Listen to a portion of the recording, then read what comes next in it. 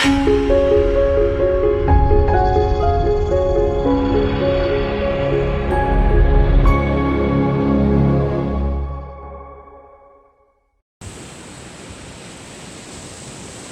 guys, welcome back to Toxic Free TV. I'm Janet, and as you can see, I'm at the beach today. It's a beautiful day. It's Veterans Day, November 11, 2019. Okay, so we're here. I'm here today, just taking a relaxing day. I've been editing video a lot and trying to deal with my computer issues, so I figured today I would just come on and say hi. Hope you're all having a good day today, and I hope I'm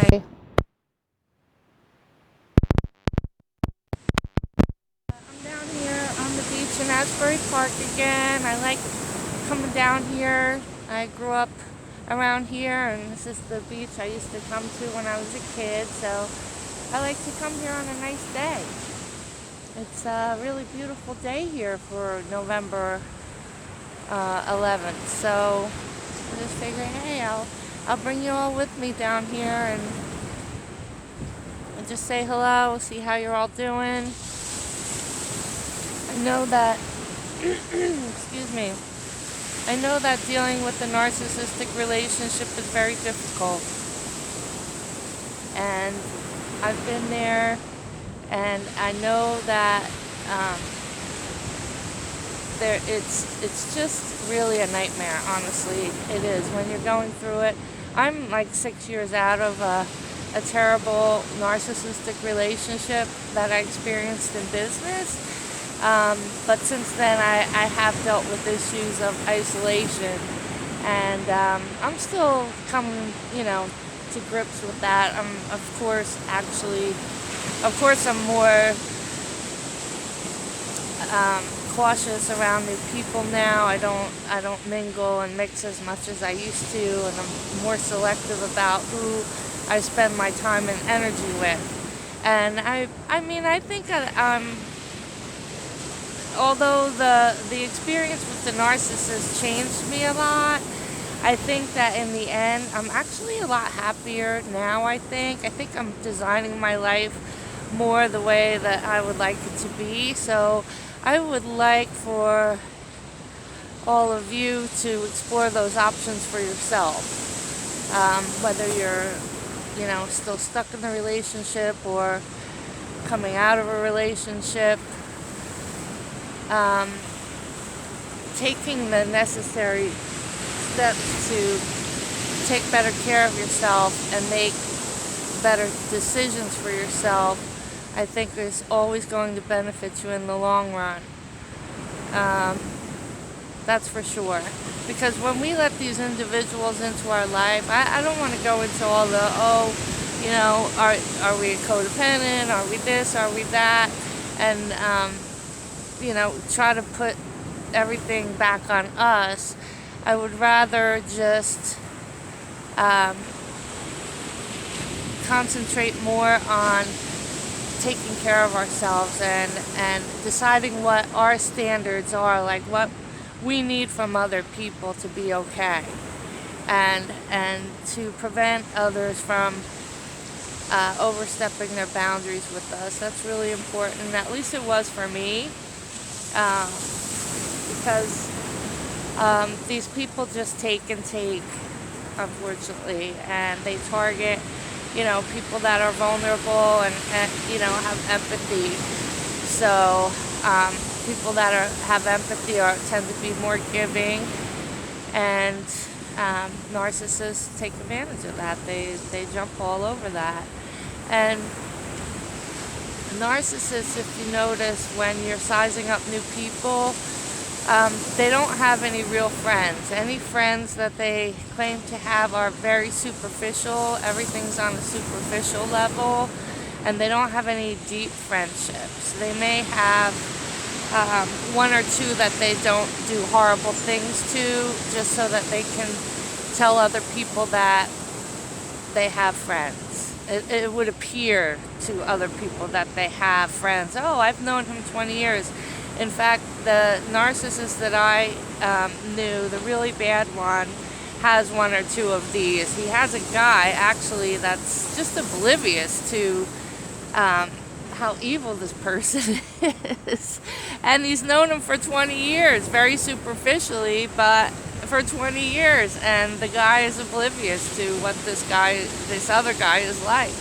And I find that to be fascinating, but not really anymore. I mean, at the rate that some narcissists go through people, target them, clean them out, triangulate, and then go on to the next. I happen to be a victim of a serial financial predator that triangulates or has like the business. It's like a business or love. He tries to do that too with people, but it's like a business opportunity predator. So come on, be a part of it. We can all do well. We can all make money, etc., etc. And then that all blows up in your face once you are putting out all of your resources, and the narcissist is using them all up, and then when they're done with you, they triangulate out to the next victim that they use up, and so on and so forth. It's that's that predatory lifestyle, the parasitic lifestyle that some of these individuals have. They leave their families, they're disowned by their families, they ignore their children, they act like they don't have children, or grandchildren for that matter. It's unbelievable, really. And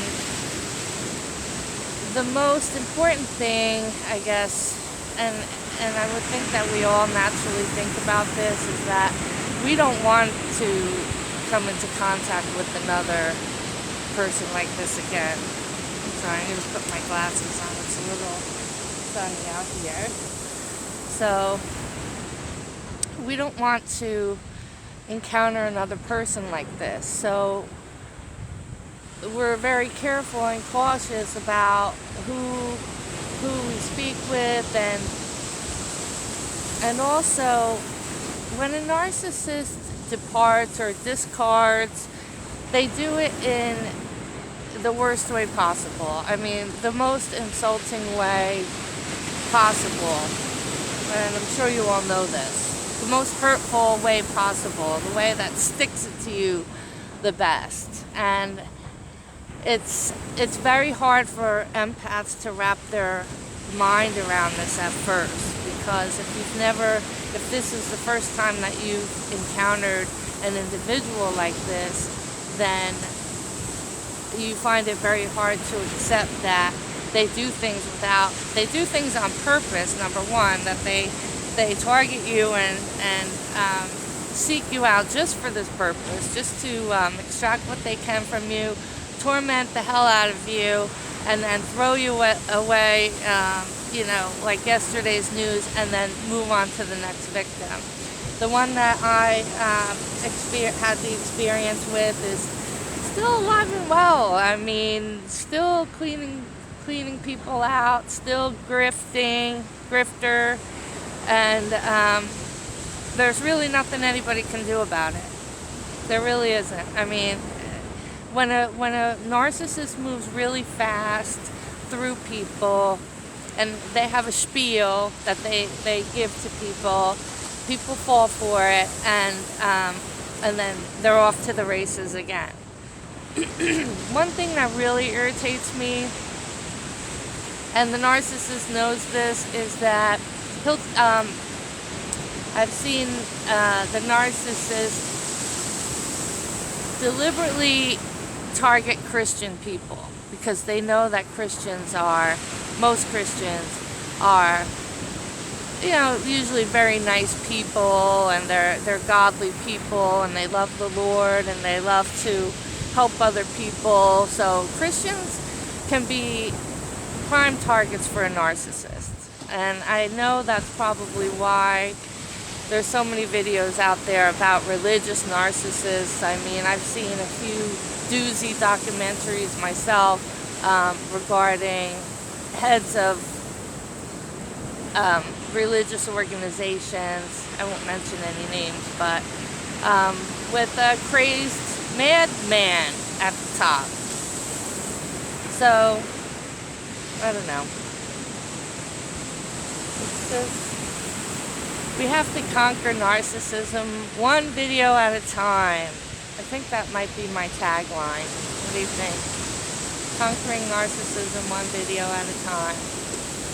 I'm no expert. I'm just a beginner here on YouTube, but I'm learning every day, and I'm on my own journey every single day as well. I try to work on myself every day, and just be okay with where I'm at each day. And I've lived the trauma before. It's very debilitating, and I understand how that feels, and the need to take very good care of yourself. It is very, very tiring, and I don't know, I was going to say something, it just slipped my mind. Narcissists do that because they're disordered people. They're not capable of making a real human connection. There's evidence of spiritual warfare as well. I really believe that on a spiritual level, empaths are targeted for a reason, because they're a threat. And that's all I'm really going to say about that.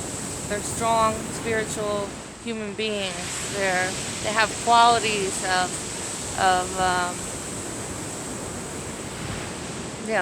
empathetic qualities. Is that a word? Empathetic, empathy. They have empathy and love and feelings, emotions, and narcissists do not. So, other than rage or anger, from what I've heard, and when you start to put two and two together, it really does make sense.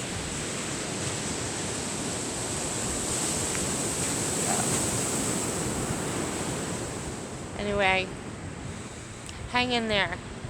If you're in it still, if you're still in the relationship with the narcissist, I hope that you can start to make plans to back away slowly, make arrangements to start moving forward, and start backing out of the narcissist's reality.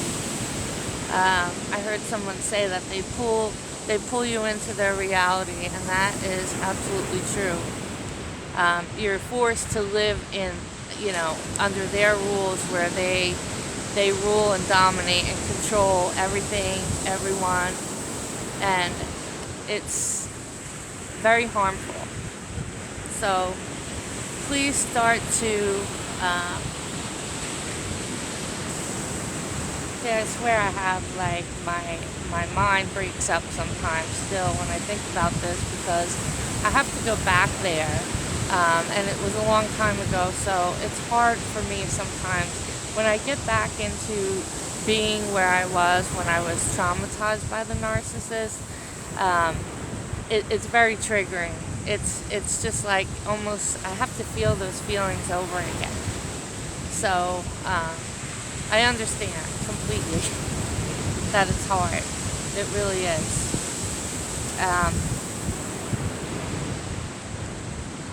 The hurt that comes with knowing that the narcissist planned what they did with you from the beginning is one of the most hurtful things.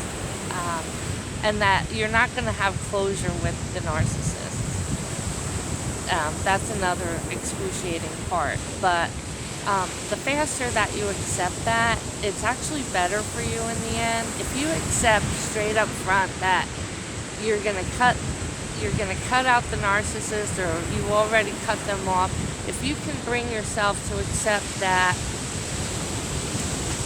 they were, what they showed you was not the real person, and what they showed you was a trick and done on purpose to hurt you, then your healing's going to come along a little bit faster.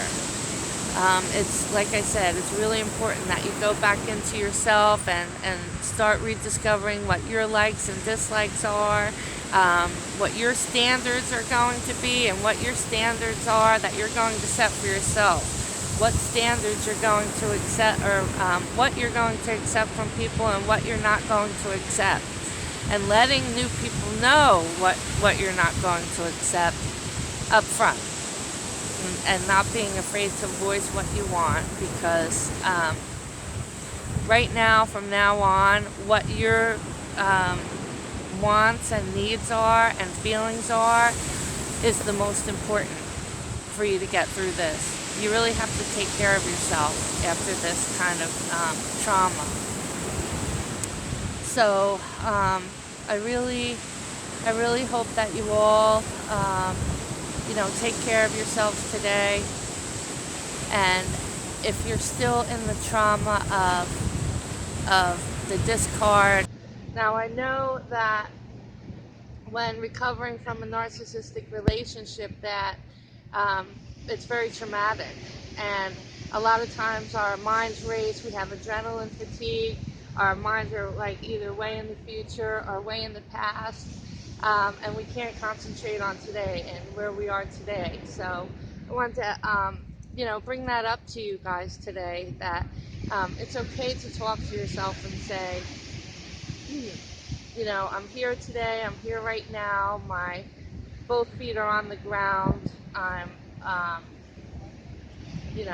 have my arms, my legs, I'm breathing, and, I can see, I can hear, I can eat, I hope, thank God, and, being grateful for being in the day and what we have today, that can help you get grounded a little bit. We do tend to, when we have one foot in the future or one foot in the past, it's always being in a worried state. The future has not happened yet, so let's worry about that when we get to it. Okay, we have to really take baby steps with ourselves when coming out of a relationship with a narcissist, and to take good care of ourselves. Really, I mean, I cannot express that enough. To just go out and buy yourself a shirt, go take a walk, go see your neighbor, and it's very important that you talk it out with someone, that you express it, whether you write it in a journal, whether you are speaking to a trusted friend. I know that when I was going through it, I mean, people just did not want to hear from me anymore, because I was just talking about it constantly, because that's what trauma is. So it will pass. It definitely will pass if you work on it and make a commitment to yourself every day. Excuse me, I'm going to put my sunglasses on because I'm squinting and it's a little bit bright out here. But make that commitment to yourself every day. I mean, the fact that you're here watching these videos means that you're trying to get help, and that you're trying to make better decisions for yourself. I know that it's not easy to hear that we've made too many allowances for these people in our lives, and we've been too trusting. So it's time to take our power back, and you're going to do that little by little. If you're still in the relationship, you have to accept that these people can't change. If they've caused you a lot of damage already, it's really in your best interest to back away slowly from them, and try to disengage and really get out of there. I mean, that relationship's not going anywhere. If you're really, really upset right now, if you're in the trauma of the discard phase, just take a couple deep breaths every day. Remind yourself that you're in the day. Stay present, and take care of yourself. and watch these videos and my video. There's tons of excellent channels out there, excellent information out there for survivors of narcissistic abuse. And you're going to be a survivor. And I really want to make sure that I can create some videos that bring valuable information that people can actually use and apply to themselves, because I've been through it, I know what it's like, and I want to see all of you come through it as well. So um, that's it for today. I think I'm going to get up here and take a walk on the board, or take a walk along the nice beach here, and get out in the day. I was messing with my computer a lot all weekend and rendering videos and learning softwares and equipment so that I can continue to bring some videos to you. I don't have a lot of experience being unscripted, so I'm kind of practicing that with you now, and because I want to get the right information out and get it out, in the communicate it in a way that's valuable, and I don't want to waste a word or a second on nonsense sometimes, I think, and that's why I like to script. But I'm going to be practicing speaking to you guys more naturally like this from now on, and hopefully being spontaneous with some of my ideas that I can put out there, okay? So everyone, please have a good day. I'll talk to you soon. Here, let me give you a little view of what I'm looking at here. It's a beautiful day on the beach.